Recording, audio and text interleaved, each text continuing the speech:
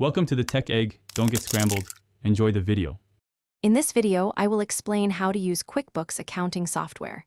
We will begin by understanding its core functions, which are designed to streamline your financial management.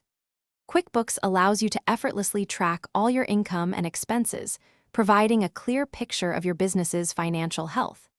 You can also connect your bank accounts, enabling automatic import of transactions for greater accuracy and time savings. This foundational knowledge is crucial for effective financial oversight. Next, let's walk through setting up your company file.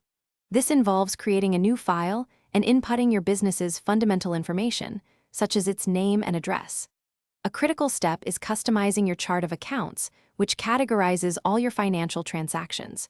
You will also define sales tax rates and establish clear payment terms for your customers. Proper setup ensures accurate financial tracking from day one, laying a solid groundwork for your accounting. Now, we will cover managing your daily transactions. This includes recording all income by generating invoices for services or products and then processing customer payments. For expenses, you will categorize bills and issue checks or record electronic payments. A vital monthly task is reconciling your bank and credit card accounts. This process ensures that your QuickBooks records precisely match your bank statements, maintaining financial accuracy and preventing discrepancies.